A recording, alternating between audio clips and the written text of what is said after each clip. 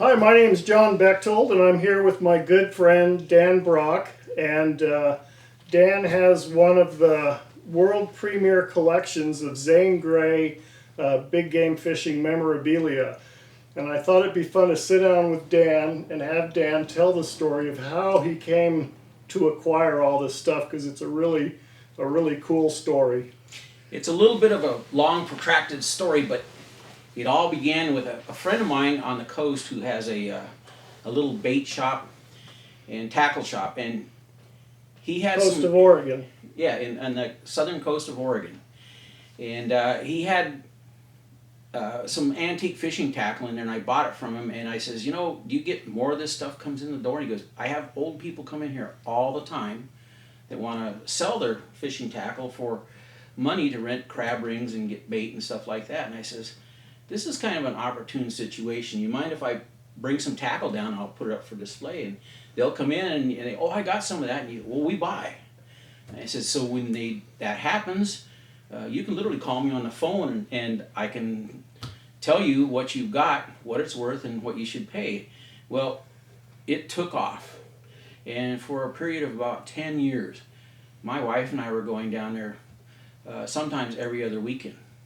He would have people coming in all the time with some really good stuff. Wow. So I kind of educated him a little bit about, pretty soon you're going to have somebody come in here with some Vom Hoff reels.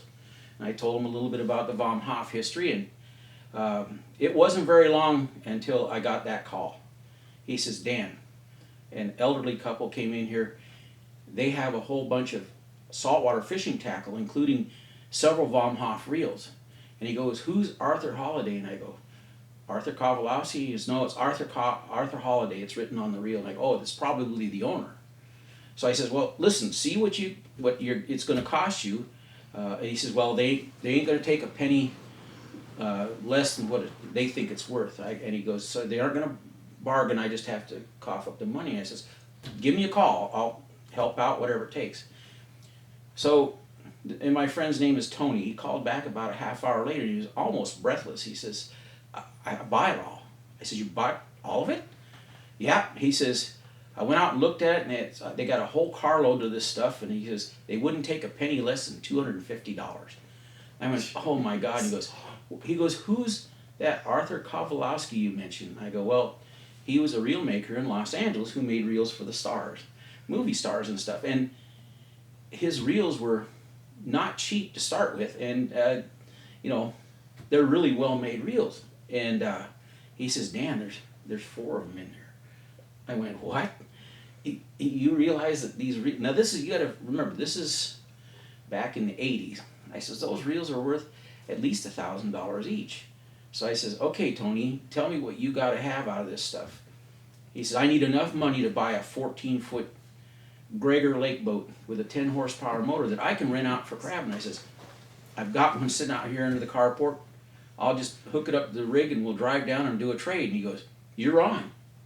So the next weekend, my wife and I drove down the coast. It's about a 3-hour drive to his place. And sure enough, I got to look at all the tackle, and I was just blown away. Started off a 9-watt Edward Vom Hoff 621 Star. That was the one that was marked Arthur Holliday. I don't know who he was, but then there was several Finor rods. These are the fiberglass Finor rods with roller guides. And there they were. There was 2 3-aught Kowalowskis, Type 2 in black micarta. There was a 4-aught Kowalowski in, let's see, that one was a Type 1 in brown micarta. Mm-hmm. And the other one was a 9-aught aluminized. And I just couldn't believe it. What a find. This walks into this little store. So we literally did the trade. I just signed everything over to Tony. And he says, now go across the street to my friend's restaurant. It's Harpster's. And he says, I'm going to close up shop and come over and we'll have dinner. So we went across the street. So backing up, Dan, that tackle was the tackle that came from Wilbur May. Wilbur May. Wilbur May was their close friend all their lives. Was Tony's close friends of the people that Tony got the tackle from? No, these people came in off the street. They saw the tackle, Jeez. and they says, we have a whole bunch of saltwater stuff. You want to buy it? So those people got it from Wilbur May. Yes, they knew Wilbur May, and they sold it to Tony. They Tony didn't traded it to you for a boat. Yeah, boat and a motor, and a boat and a motor, a trailer, oars, anchor, everything, the whole setup. Okay. So we went across the street. My wife and I went across the street to Harpster's, and as we sat down, Mike Harpster, the owner of the restaurant, walks up and he starts pouring us a glass of wine. He says, Tony tells me you guys collect fishing tackle. I go, yeah, we do. And he goes, do you have any Zane Grey tackle? And we go, we just kind of giggle. I said, you know, we could only wish. I mean, that would be some of the ultimate stuff to own. He goes, well, my aunt owns Zane Grey's mansion, and she's looking for somebody to sell the fishing tackle to. And Tony raves about you guys. You've known him for a long time, and that you're very honest with you. And he goes, I'd like to put you in touch with my aunt if it's okay. And I go, yeah, sure. And he says, well, today could be your lucky day. It turned out to be one of the luckiest days in our collecting career. I mean, we got to meet Rose Jane, the owner of the mansion in Altadena. She was not a family member of the Grey family. She was in the right place at the right time. They were going to sell the mansion for back taxes. Romer, Zane Grey's oldest son, was still living there, and he was destitute. He was losing the mansion for back taxes. So she worked a deal with a banker friend of hers, and she bought the mansion in 1970 for $60,000 back taxes. So she was the first owner of the mansion after the Greys. That's correct. Romer didn't have any place to move to, so he still lived there for about 2 years. And in lieu of rent, she would be given each month some of Zane Grey's tackle. Romer would describe things to her and tell her where it was used and this and that, and then he would trade it for a month's rent. So I get to talk to her about this. I says, don't call me until you're ready to sell the stuff. I mean, I want you to really be mentally ready to let go of the stuff. And she goes, dearie, I don't even fish, so, you know, it's not a big deal to me. I'm ready. And she says, I'll send you some pictures of some of it. And the first picture she sent me had the big J.A. Cox, L.A. Cox 18-aught reel that was commissioned by Zane Grey. He commissioned Joe Cox to make this reel in 1923, and it cost him $1,500. How did I know that? I've read all of Zane Grey's fishing books, and I've seen pictures of that reel. I knew it was the right reel because also in reading, I had read Men Fish and Tackle, the story of Joe Cox.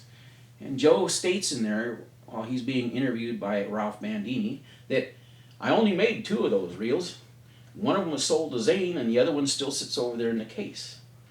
So the one that was sold to Zane was inadvertently dropped by one of the fellows helping transport the tackle to and from the boats one, and it bent the handle, and it put a scrape in the faceplate of the reel.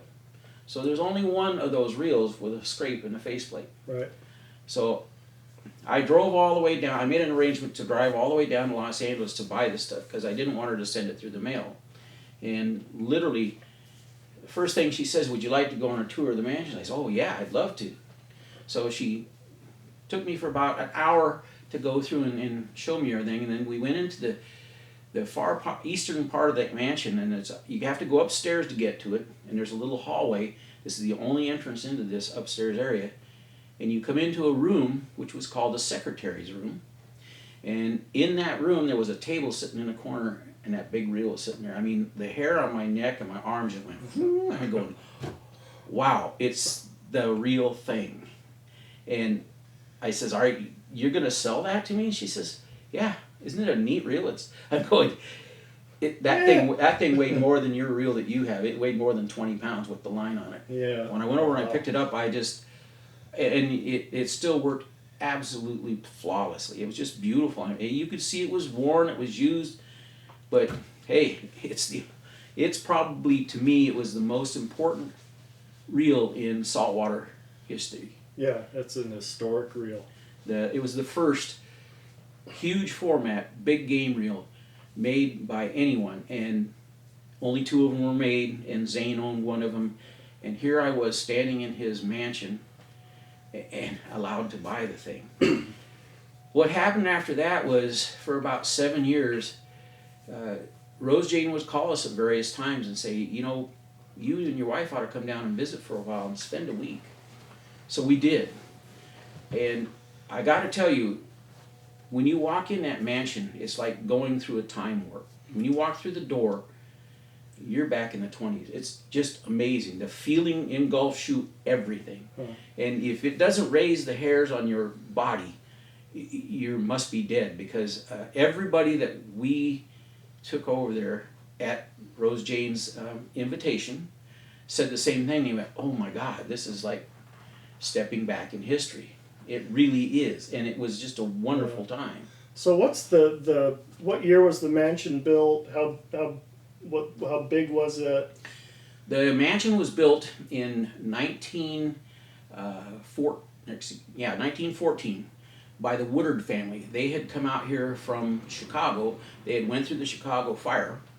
So Mr. Woodard wanted to build a mansion or a building that they could live in that was fireproof. So the walls were 18-inch thick, poured in place concrete walls. It has a basement, a main floor, a second floor, and Zane Grey put in a third floor, which that was where he was going to write, and it became too small and cluttered because he couldn't have the secretaries in there all the time. So then in 1920, I believe it was 1928, he built the East Wing, which was 78 feet long. It was 2 stories, 3 rooms on the bottom, 2 rooms on the top. The mansion as it sits now is 14,000 square feet. It has 96 windows and 36 rooms. And I've been in every room, nook and cranny in that building. And I found tackle in everywhere I crawled. It was amazing. One trip we were there, and Rose Jane and my wife Kelly and I were sitting on the back porch having coffee, and she says, gosh, you kids look so comfortable here. She goes, I should will this place to you. And I go, no, one thing, I couldn't afford the taxes, but the other thing is I have to drive through hell to get here. That's Los Angeles. Right. But then she says, you know what you kids should do today? And I go, what? And she goes, this is like, I think the second trip that we were down there. She says, you should go through all the rooms, up in the attic and go down in the basement. And she says, and look for tackle. She says, there's tackle everywhere. And I go, you're going to turn us loose? And she goes, dear, I think you're going to have fun. And my wife looked at me and she's going, let's do it. So for 3 days, we crawled through little crawl spaces, opened every cupboard door. We went to the basement, the attic, and we couldn't believe the things that we were finding. I remember my wife running into the room one day. She's got the back of a fighting chair. She goes, Dan, check it out, Zane Grey's fighting chair. It's in the other room here in the basement. Everything's there. I went, you're kidding me. And I run in there and I'm looking, and I'm just going, whoa, this is one that's in the pictures. It's the early pictures. It's got I believe it was made by Joe Cox, because it's got the earliest Joe Cox seat gimbal, and it's got bent bronze pipes for the armrests and stuff.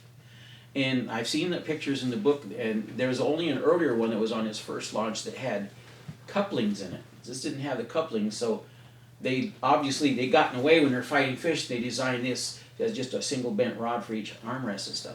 I mean, I'm recognizing all this stuff and sitting there, I'm trying to soak it all in. For 3 nights, I couldn't sleep. I'd wake up in the middle of the night going, you know, I just found here. Jeez. It was just probably one of the greatest experiences any collector could ever hope for. To go there and find tackle that literally had been laying there since Zane was there. Hadn't been moved. Romer just kind of, all he ever did was pick up a piece, and it would move out the door when he would sell it.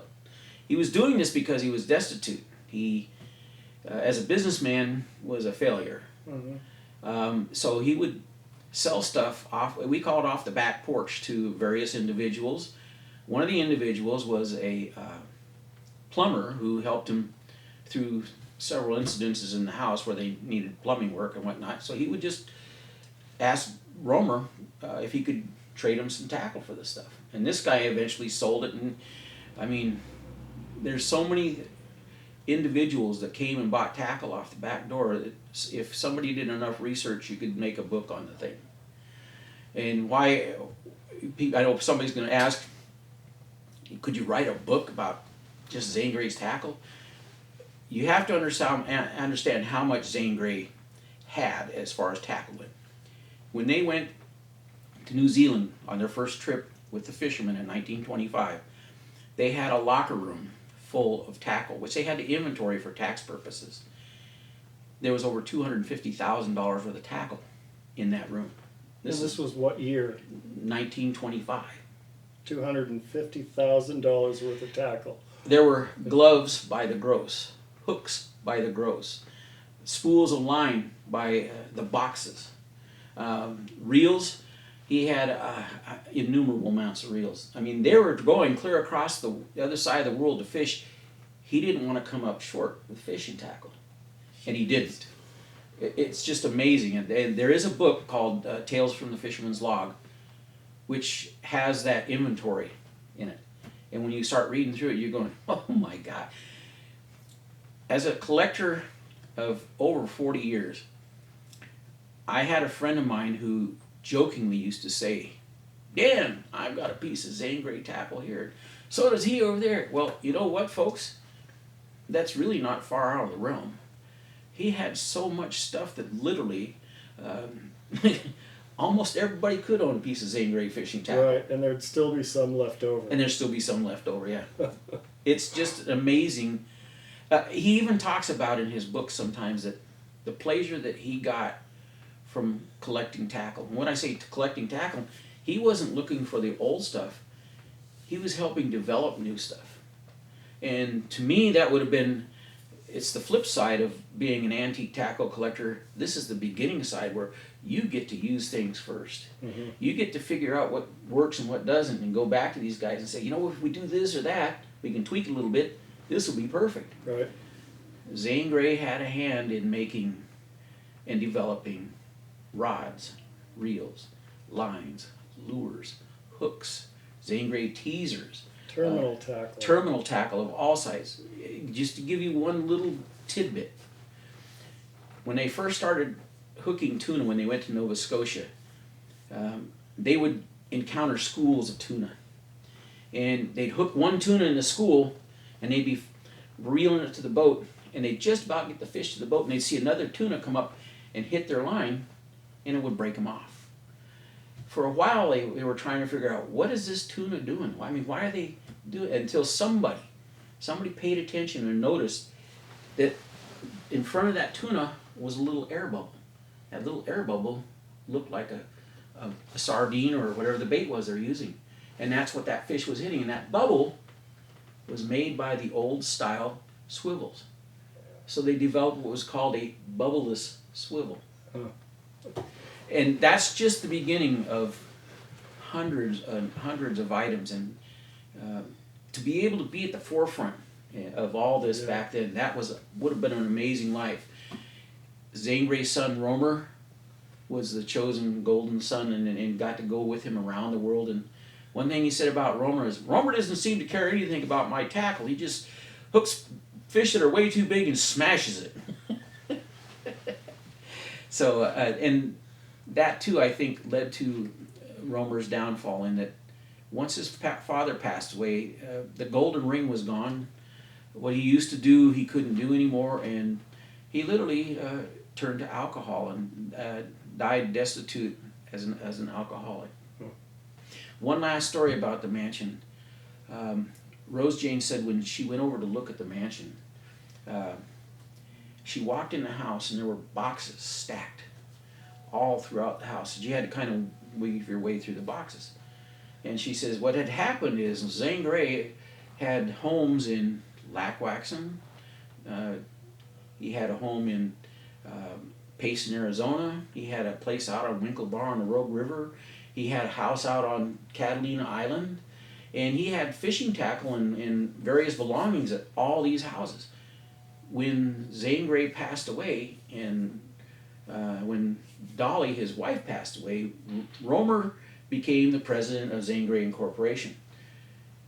His first thing that he did was he went around to all these houses and brought everything to the mansion in Altadena and sold these other places. And when Romer Grey finally moved out of the mansion and Rose Jane was able to move in herself, they came with 2 semi trucks to load up all this stuff. This is the pile of Zane Grey stuff that it's filtered out through time all over the world, basically.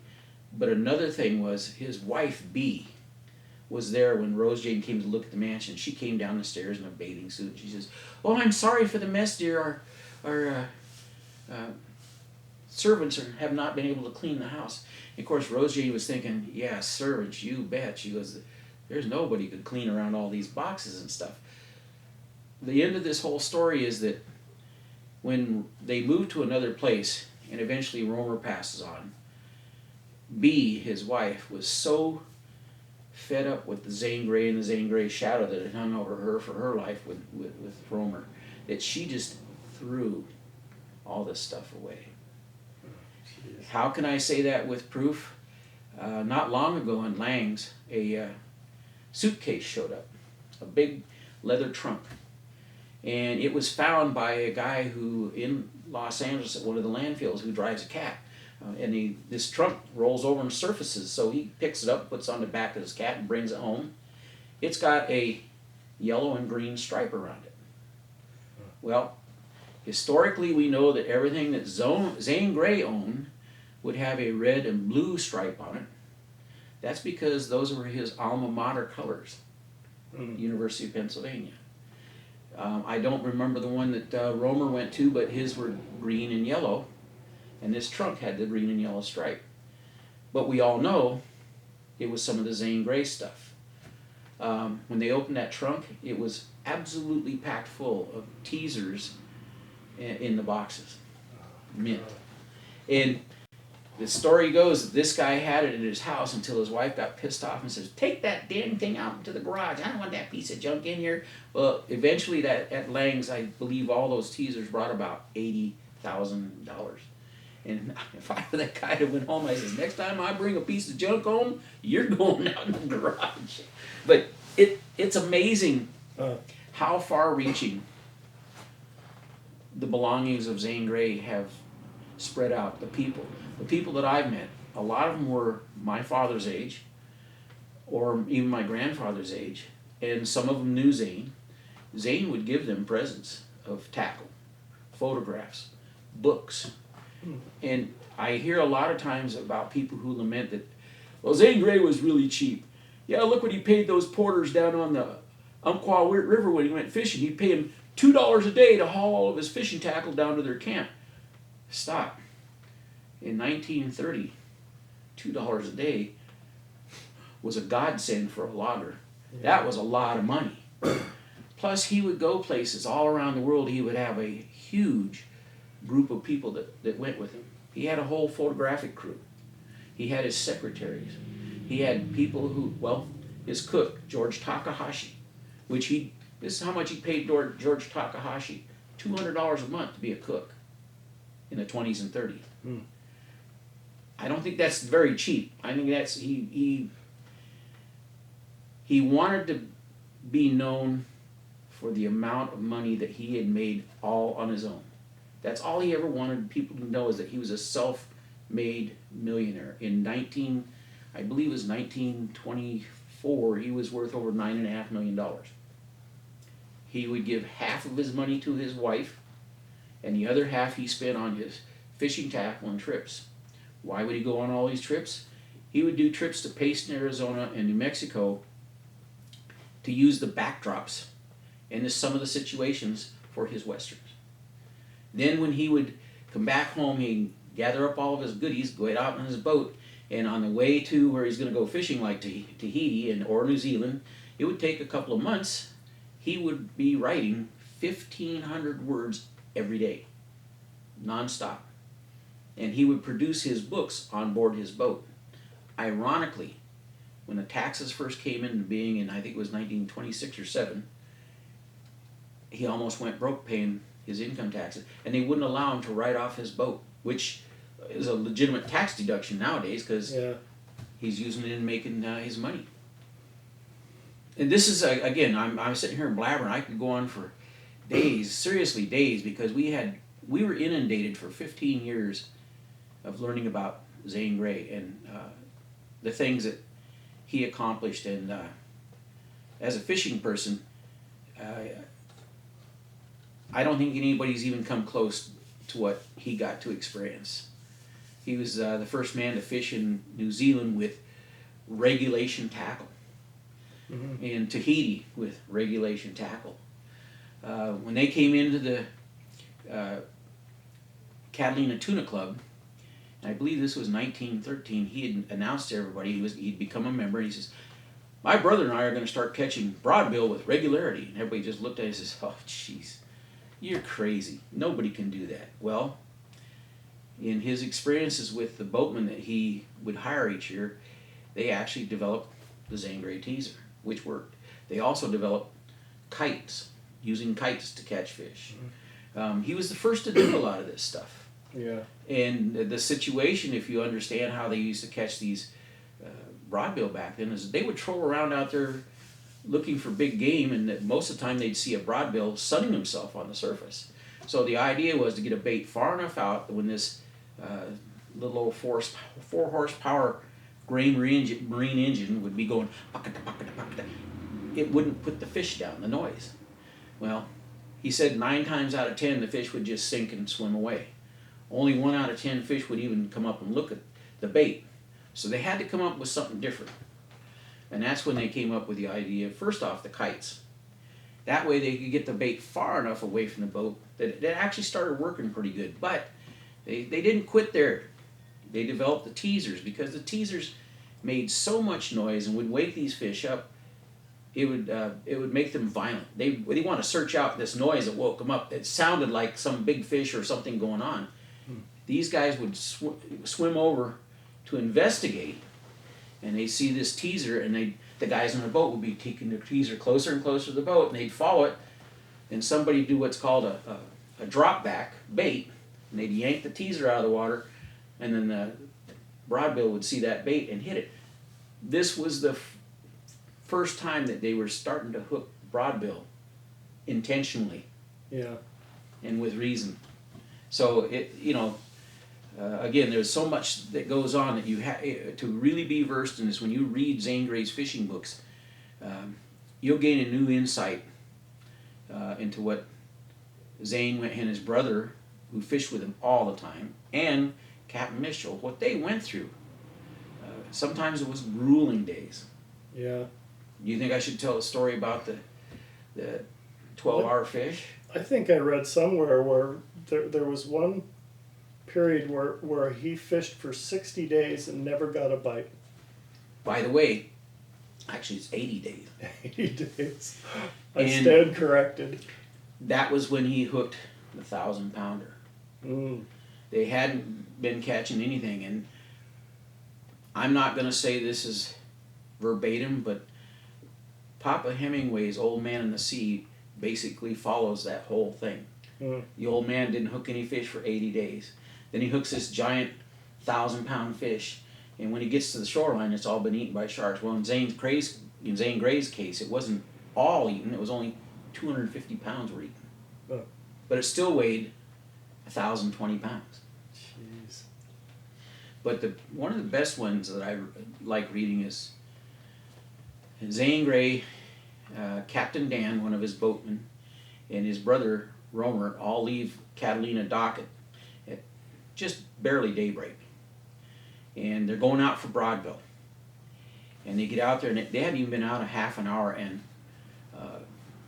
Romer, Zane Grey's brother, or Reddy, as he was called, hooks a broadbill.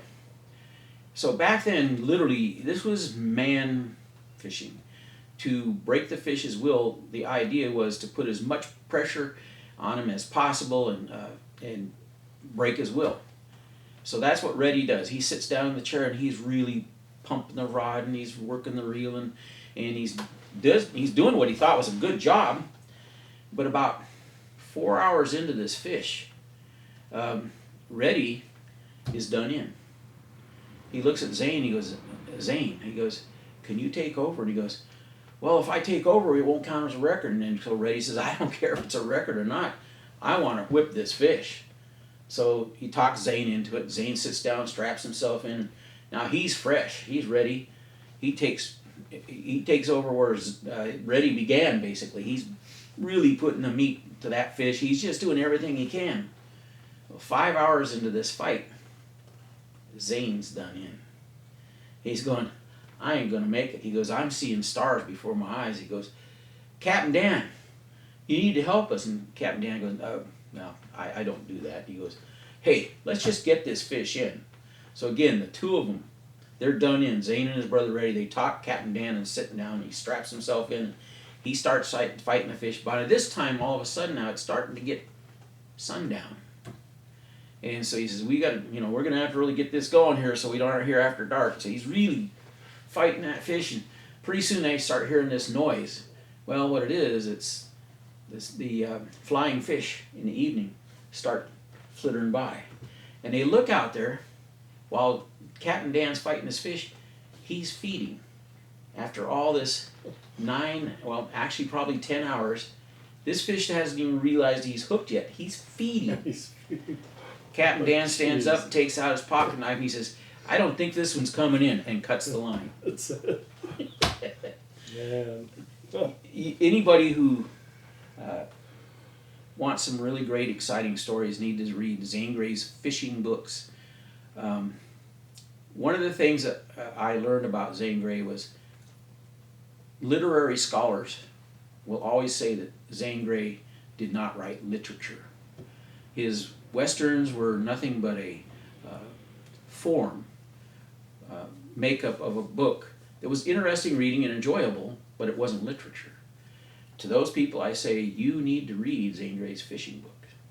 Why? There's a chapter in there called Rocky Riffle, and this is in Tales of Freshwater Fishing. And this is when Zane Grey had the place down on the Rogue River at Winkle Bar. And in this story, and I'm not going to be able to phrase it and tell it as good as it's written, Zane Grey goes and wades into the river behind the cabin on the Rogue, and it's just a beautiful sunny day, and he's talking about the smells in the air of the trees and the flowers and the birds, and he's just kind of watching and soaking all this in, and it's put together so eloquently that you literally it takes you to that spot. And at the very end of this whole 4 or 5 paragraphs, he says, after several hours, he goes, I didn't hook any fish. I wouldn't even know if there was a fish in that part of the Rogue River, but I really didn't care. I was thoroughly enjoying the day. And when you read that passage to me, really, that's his literature. Yeah.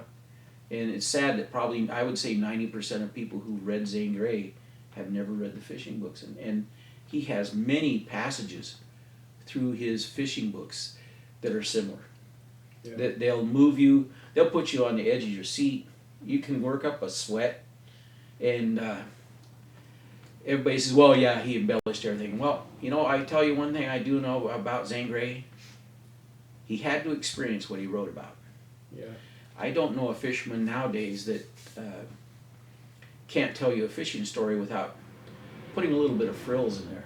Right. But in Zane Grey's case, I think he deserved to do that for some of the things that he experienced and that they accomplished. Yeah. It's amazing. And to be able to have that tackle and look through the books, and we were here just this afternoon, and I says, John, you see that leather tackle box? Yeah, it's sitting right over there. And it's in one of the photographs that we're looking at. Yeah. So all the stuff in this house of Zane Grey's is like that. got to come home and look at it and say, "Oh my gosh, we have that right here in our hands." Right, and to find it in some of the pictures in the books. And, Yeah. Yeah. The books have so many photographs, it's not even funny. And that's another story in itself of the photographic studio and what we experienced down there. There had been a fire in, I believe it was 1964. Romer Gray was downstairs in the east wing, and he fell asleep on a couch, and his cigar caught the couch on fire. Well, that place where he was sitting in the bottom portion of the east wing was the photographic development studio.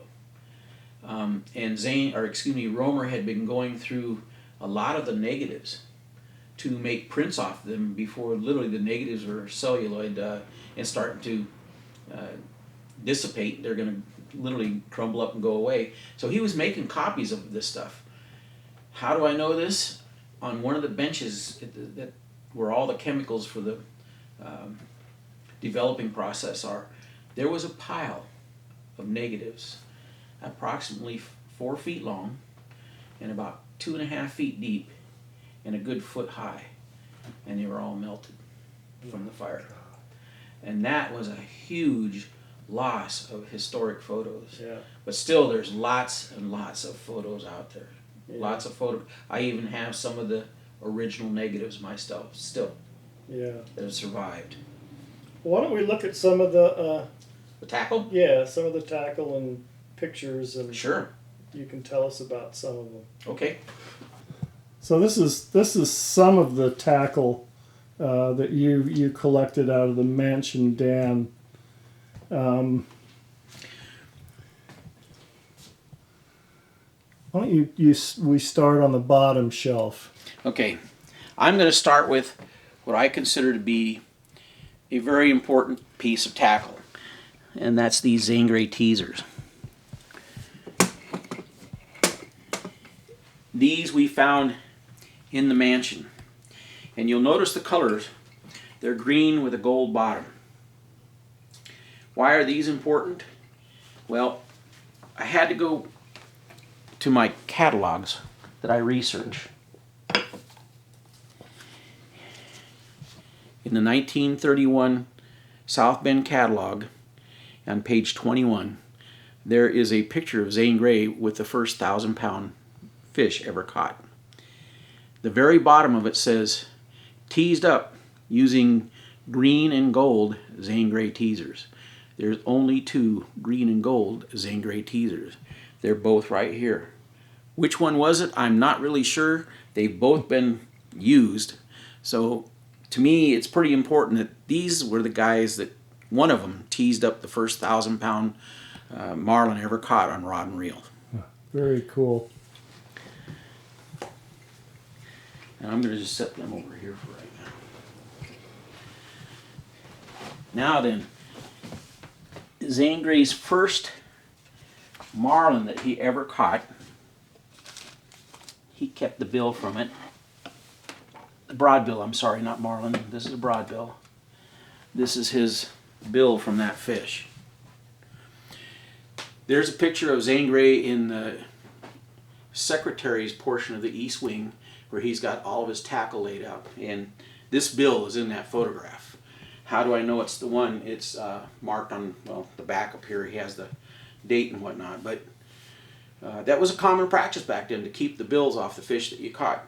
And so this is another pretty important piece of Zane Grey memorabilia.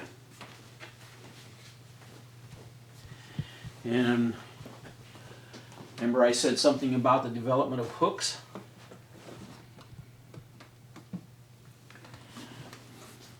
These are some of the Fluger hooks that Zane Grey used to use. When they went to New Zealand in 1925 for their first trip, they needed even bigger hooks than these.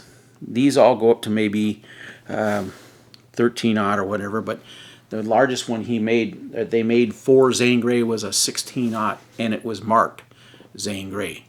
They used the Sobe hooks, but the first issue of these that were Zane Grey's, they just overstamped Sobe. So you have to take them out in the light and turn them at a certain angle, and you'll see Sobe, and you'll see Zane Grey. Those are some of the first huge 16-aught Zane Grey hooks. I think I have a couple of them over here.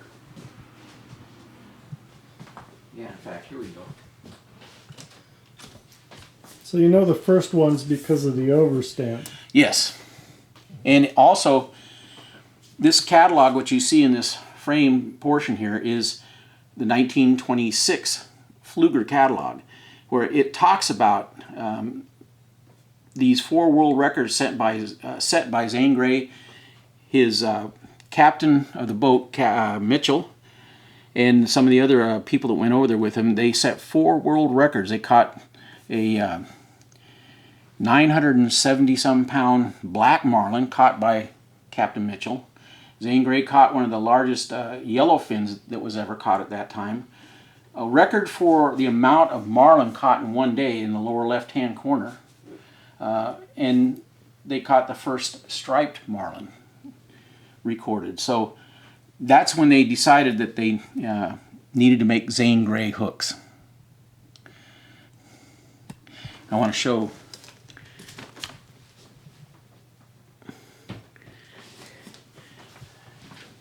this all encapsulates that whole thing. These are all original photographs that are hand colorized from the Zane Grey mansion. They were the photographs that were used in this, by the way, this is called an artist proof that was sent to Zane Grey by the Pfluger Company for him to approve the ad that you saw there in the 1926 Pfluger catalog. This whole thing describes about the world records and the new Pfluger Zane Grey and Sobey hooks. There were only 4 of these ever made, and they were all in a folder that I found there at the mansion one day. And again, I am going, wow, another historic piece. So the 4 photographs. The 4 photographs are original color tinted ones that were in the mansion? Yes, not all of them. The one down here on the lower left is just a black and white, which never got colorized. They didn't all get colorized. And then when we remove some of these and we look, I think this has got the marking on the back. You look in the lower portion of the photograph on the back side and it says, reproduction by Carney and Grey. That's Zane Grey and his son-in-law, Carney, Bob Carney, who married his daughter, Betty Zane. And they started a photographic company and a movie studio. So these are undeniably originals. When you see that marking, there's no ifs, ands, or buts. Mm-hmm. So most of these, not all the photographs had that either, but most of them do. Right. So you found the 4 photos that were used in the Pfluger ad. Yep. We found, well, I got to go back to the mansion itself. Rose Jane, the lady who owned it, at the time I had was acquiring all this tackle, she was going to sell the mansion. That's why she was selling the tackle. Well, the lower portion of the east wing where Romer had fell asleep and caught fire, that needed to be cleaned. For 30 years, her husband and her, Rose Jane, they would buy homes throughout the Los Angeles area, little bungalows and things, and they would remodel them, and then they'd rent them out. I think when I knew her, she had about 30 of these little bungalows throughout Los Angeles. The fodder that they took out of those bungalows during remodeling was all stored in that lower portion of the east wing. It was going to be a monumental task to clean all that out. So we volunteered. There was Kelly and I, my wife and I, and then there was Stan Vath and his wife, Sandy, and then there was Brian Curtis and his wife, Kathy, and we had an ephemera dealer by the name of Mac Johnson, who we all met there at the mansion. We spent 2 weeks there with Rose Jane, and it took us a whole week for 6 of us to clean that bottom portion of the east wing. We had a 40-yard dumpster out front. We would bring the stuff out that was usable, we put out in the front yard and saved it. Anything that was garbage, we put in that dumpster. Well, we filled the whole dumpster. At the end of that week, on Thursday, we put an ad in the paper. garage sale, 396 Mariposa. We did not say it was a Zane Grey mansion. So Friday morning, it was going to open at 8 o'clock. I went out there at 8 o'clock. There were 250 people waiting outside the gate. This is Zane Grey's house, isn't it? Yeah, it's Zane Grey's house. I said, but most of the stuff here doesn't belong to the family Zane Grey. Well, so open up the door. It's on the mansion property. It's good stuff. We opened the gate. It was like the running of the bulls. There was 250 people scrambling down there and just scooping up stuff. It was just unbelievable. So that's another part of the whole story that has to be put in this whole thing, because you're going to meet people all over Los Angeles who came to that garage sale. Yep, this came from the Zane Grey garage sale. Right. Yeah. Anyway, let's go back to the tackle. Couple of pretty interesting pieces. This is ephemera. Zane Grey wrote this little pamphlet, Great Game Fishing at Catalina. These things are very rare. They're hard to find. There were a few of them throughout the mansion. When we were there, we found, I don't know, I think 3 or 4 of them. The most difficult thing I found was this little catalog. This is Tackle Facts by J.A. Cox, and the date is 1925. It's an original Joe Cox catalog. Inside the cover is Zane Grey's bookplate stamp. So this is not your typical catalog that you would find because it belonged to Zane Grey. But this catalog has a complete section on the reels that he manufactured. Let's see, where are they? Right here. There they are. And as reference, this is like gold, because this tells you exactly the reels that Joe Cox manufactured in Los Angeles and were available.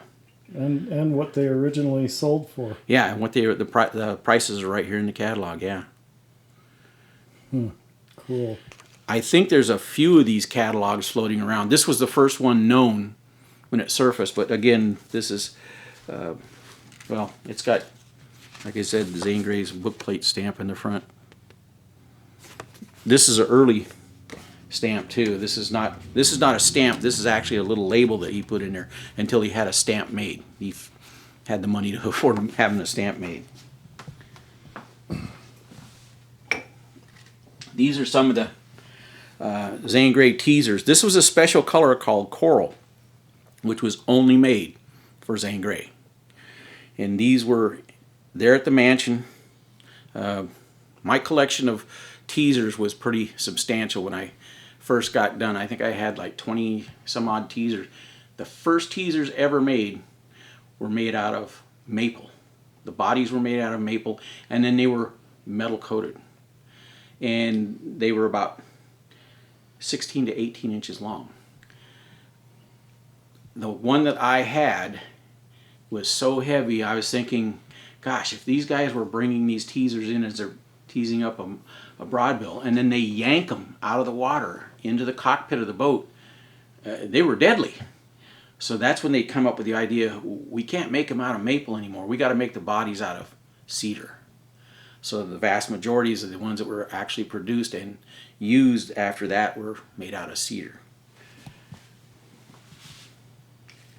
This is a box of original Wilson squids, made by the Wilson Tackle Company out of San Francisco. And these squids are in pristine condition. This is white horsehair that they use to make the tails of. But this is a complete. And they called them the owl wing. Everybody calls them squids, but there's the correct name.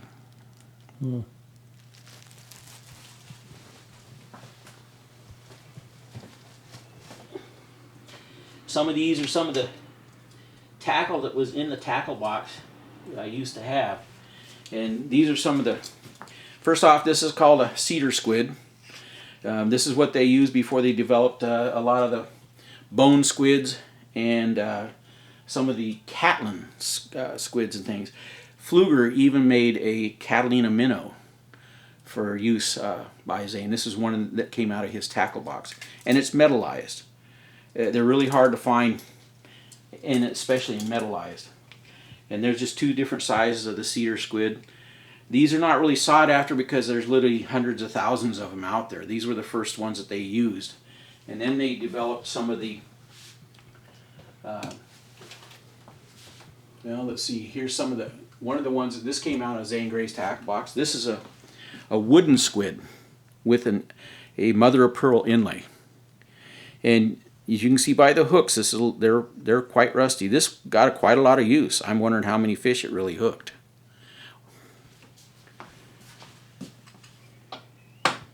Let's see. Want to look at some of the reels next?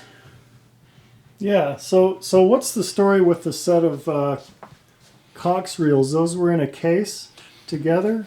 These were in a case that Rose Jane had in the mansion, and for several trips I went down there, she wasn't willing to sell them. She just wanted to keep some of the reels. And finally, after about 7 trips down there, I think on the 7th one, she says, you know, I don't collect fishing tackle, so if you guys are interested, you can buy those. Well, and again, there's that photo of Zane Grey in The Odyssey of Zane Grey by Lauren Gray, a book.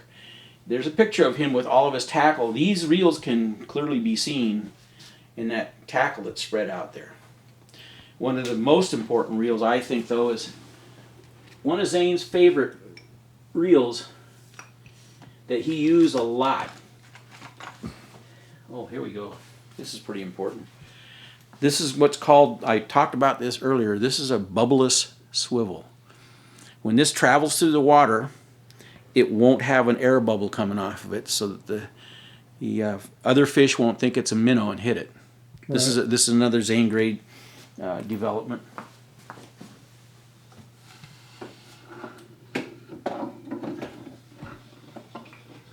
Here's one of my favorite reels that I got. This is the reason I kept it. This is one of Zane's favorites. It's a LA Cox 9.0.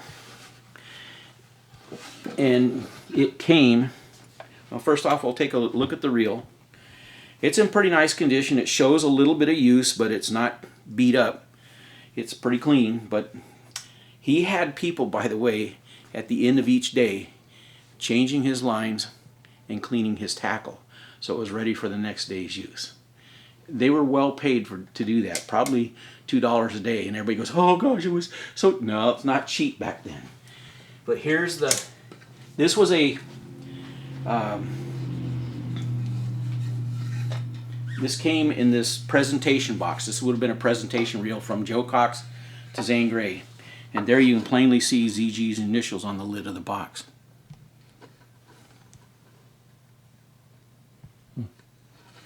Cool. Excuse me for a second. What the heck was that out there? Something flew by the rear window. Going to help you with your box that you have. Yeah. This is one of the only two that I know of.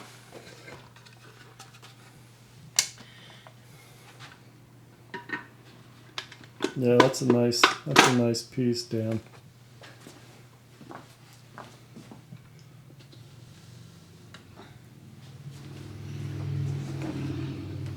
One of the tackle boxes that I owned was a big cherrywood tackle box, which had thousands of hooks in it, and thousands of lead sinkers, and thousands of various squidding lures. It was just unbelievable, and that was one that I let go at Lang's years ago, and it was just too heavy for me to transport around. In fact,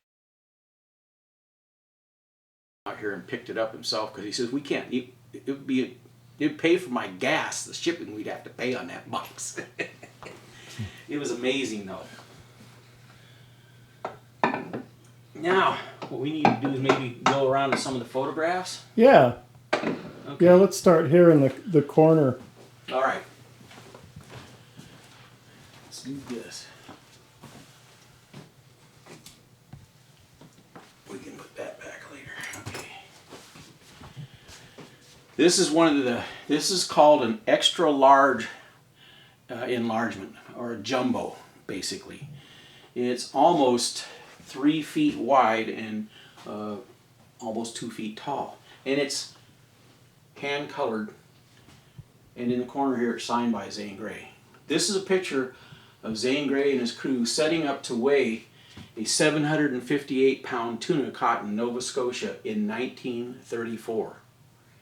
It was a world record tuna at that time. I have no idea what the record is now, but again, this was the only way they could weigh these things was they would set up a big giant tripod with a couple of come-alongs and hoist that baby up with literally a huge version of this kind of scale. They were made by McClellan and Stewart, and I even had the scale that they used at one time. It was 10 feet long and could weigh up to 4,000 pounds. It was amazing. But that was what they had for scales back then. They didn't have electronic scales and things like we have and now. this photo and the yes, and the plaque, the placard, yeah, were in the that was on one of the walls in the east wing, and I literally took everything down just as the way it was. The other photo that was in there, one of the others, was right over here to your left.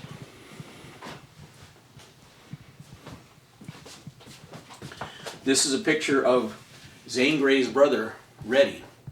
Zane Grey's brother, Reddy, fished with him all their lives. They were inseparable. They were very close. This is at the Catalina weigh-in dock. If you look closely up here, at the top, you can see the McClellan and Stewart balance scale that they used. Uh-huh.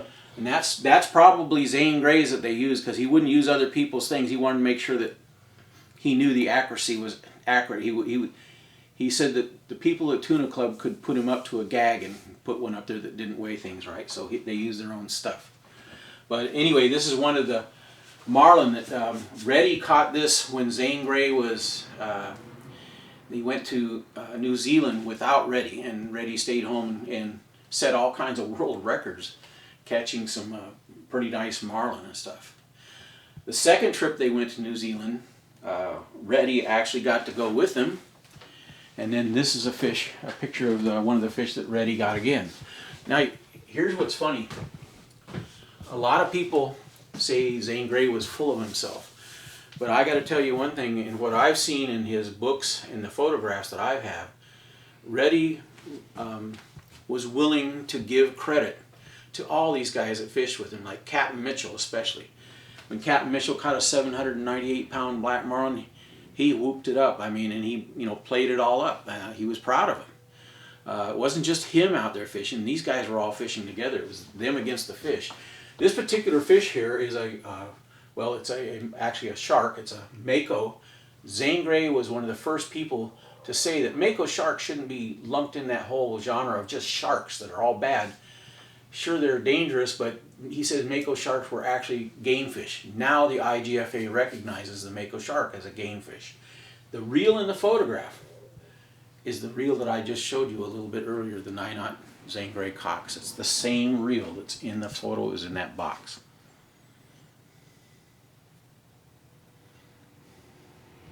And boy, this photograph is just so... That's a nice... What you're seeing here too, and people don't understand this, is that there's no graininess in this photograph. It's unbelievable. They shot 5x7 negatives with using Zeiss lenses and cameras, and they were so good that you can do a 6 foot by 3 foot enlargement and there's hardly any graininess in them. They're so great cameras that they used. We're going to go over to this photograph next. I don't know if you can get it very well. That better or worse? That's better. Okay. This is a 6-photo series of Zane Grey fighting a marlin off of, I believe that's not Catalina Island. I believe that's, what's the other island out there? Oh, God. Well, there's San Clemente. Yeah, that's the one that they use now for bombing practice. Yeah, San Clemente. Okay, that's off the San Clemente Island. Again, the lower right-hand photograph has Zane Grey's signature on it. So all these photographs that we're showing you right now are originals. They're not phonies or repops or copies. They're the real deal. When they're gone, there's no more. Because most of the negatives for these were sitting in that pile of negatives on the table that I showed you about. Let's see, what other photographs? I have some down, a bunch down in the hallway down there. Actually, there's, oh, here we go. Let's go in here.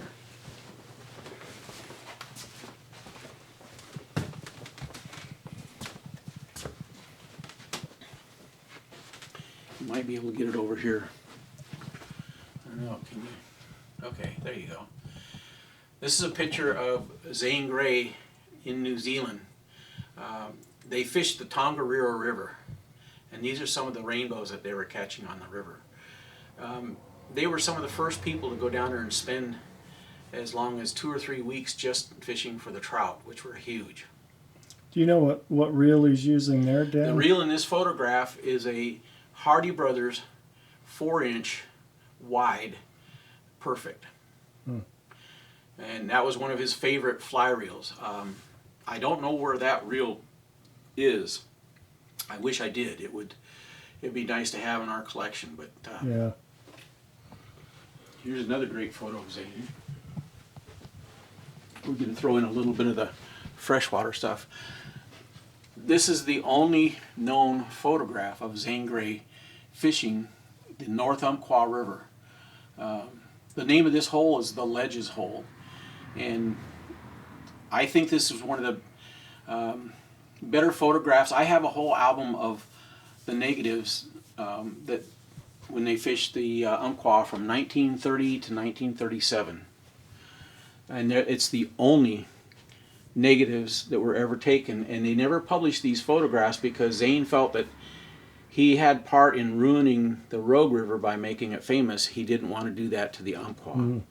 So there's over 100 negatives that I have of him fly fishing the North Umpqua for the summer steelhead. Here's another interesting photo right here. This is another interesting photo of Zane Grey on the Tongariro River. In the background is what's known as the Dreadnought Hole. And this is just a brace of fish that he caught one day in that hole. You can see that he has not one but 2 Leonard bamboo fly rods. One has the 4-inch wide Hardy on it, and the other one is a narrow Hardy Perfect. This is a quite famous photograph of Zane. Okay, let's go down here. Can you get this photo here in? Well, I can kind of shoot it over here, right where I'm standing. You can probably do a better job in the doorway there.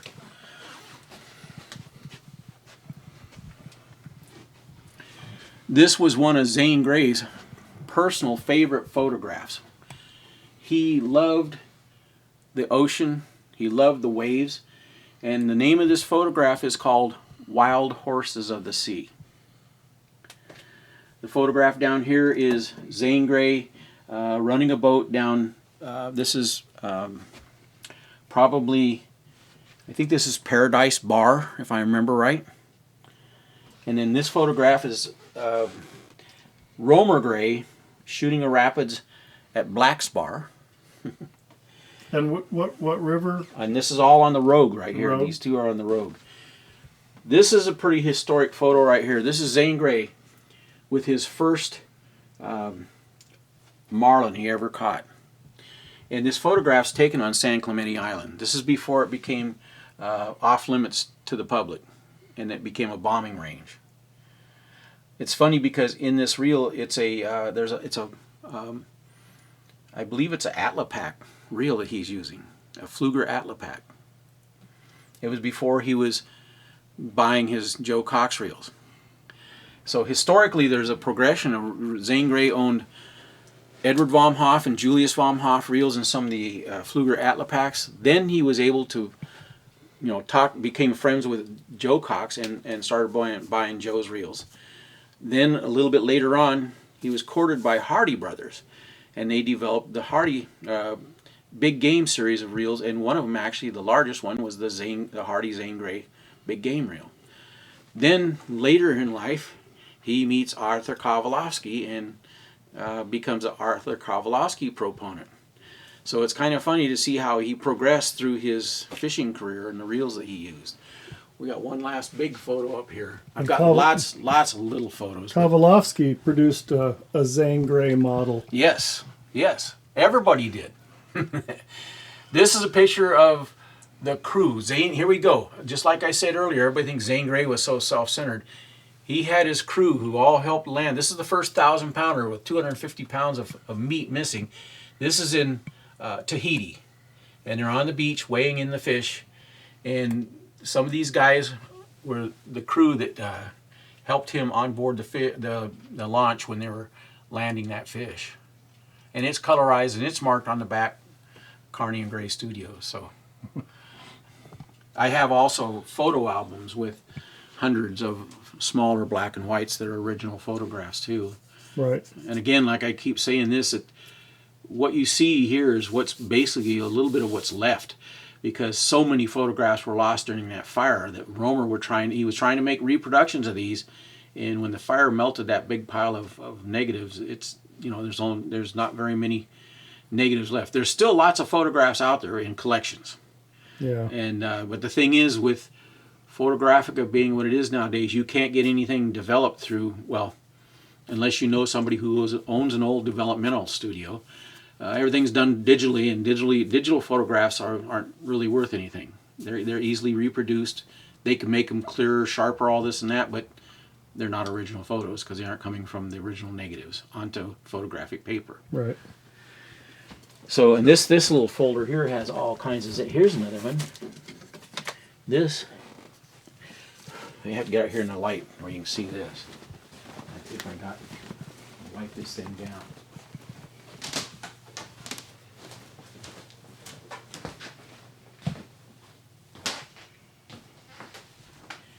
Remember what I said earlier about how they would spot broadbill sunning himself?